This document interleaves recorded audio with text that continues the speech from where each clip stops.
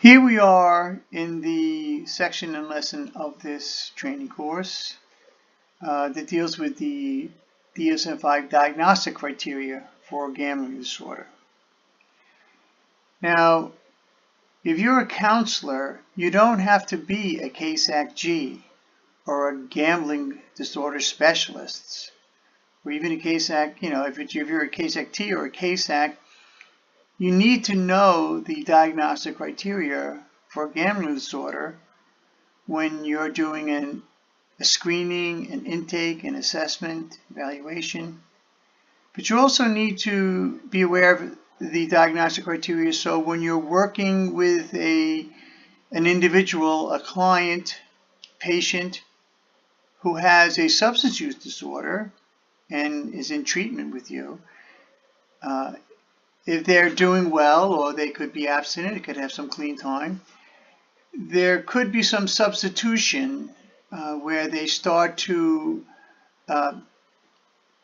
go into the area of gambling disorder or problem gambling, where they're using gambling, and it could be as simple as scratch-offs to get a hit of dopamine in the brain, as was explained in the neurocircuitry of addictions. So you need to know what to look for and address with your clients so there's no substitution. I mean, from substitution drugs, they're not doing this drug, but they're doing that drug, or they're smoking pot, or they don't drink alcohol, but now they are. It's the same thing with gambling. You need to be aware of gambling disorder diagnostic criteria so you can screen and be cognizant of that during the treatment process to see if it needs to be addressed. And if part of the multidisciplinary team is you have a CASAC-G or someone who specializes with treating gambling disorder, then you would document it, write it into their treatment plan, and work with the CASAC-G as part of the multidisciplinary treatment team.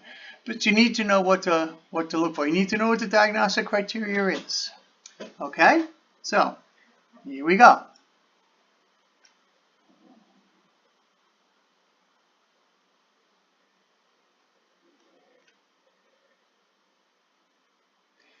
So, as with the diagnosis of substance use disorder, when you're doing an intake or a screening, but either way, whatever the situation, you're going to go back 12 months during a 12-month period. If 4 or more of the 9 symptom criteria exist, then you can give a diagnosis of gambling disorder. Now, if you're familiar with the substance use disorder, it's a similar situation. You're going to go back 12 months, and it's 2 of the 11 criteria for a substance use disorder.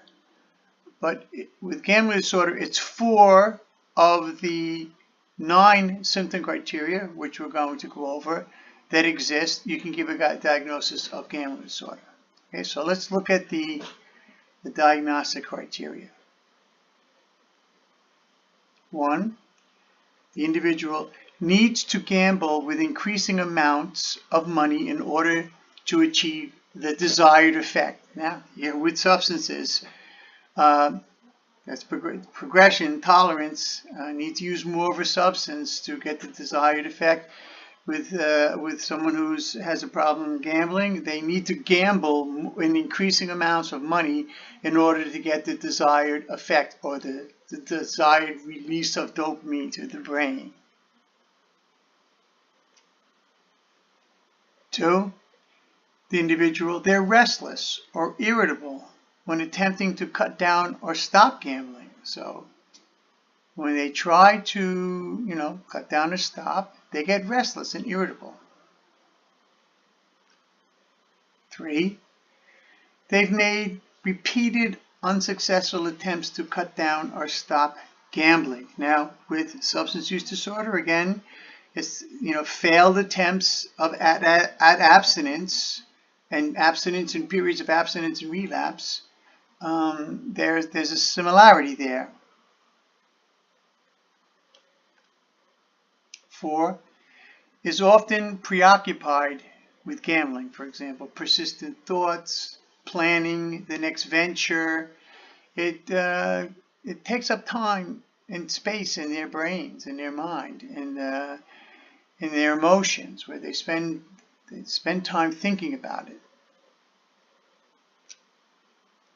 5, they often gamble when feeling distressed. So there's a helpless feeling. They're feeling guilty. They're feeling anxious. They're feeling depressed about gambling. So how do they address that? Those feelings? Gamble more. 6, after losing money gambling, they often return another day to get even. And gamblers, they call that chasing the losses.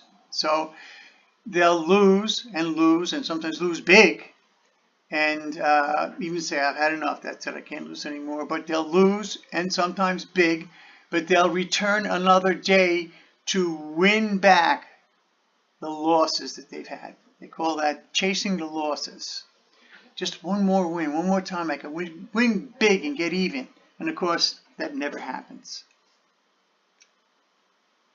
7, the individual can lie to conceal the extent of the involvement with gambling. So an individual, if you're doing an assessment, if you're talking to them, if they're lying to their loved ones, their husbands, their wives, their family, their work, their bosses, that they're lying to conceal the extent of the money that they're losing or how involved they are in gambling, you can check that box. That's one of the diagnostic criteria.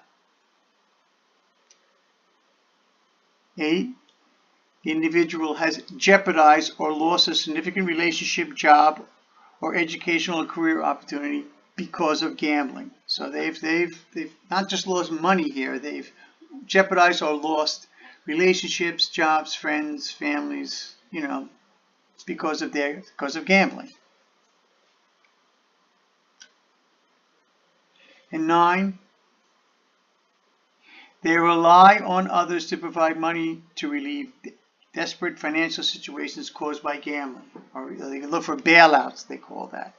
A bailout behavior. They'll run around trying to get money from their friends, family, to bail themselves out of their gambling debt. So this is the diagnostic criteria. So if there's 4 or more, you can give them a diagnosis of gambling disorder. And you should be familiar with this. And I've included a printout of this diagnostic criteria with the online learning course. But we need to know this. So we need to know this so we can address the situation at that time with our clients when they're starting to develop some problems with gambling. Okay? All right.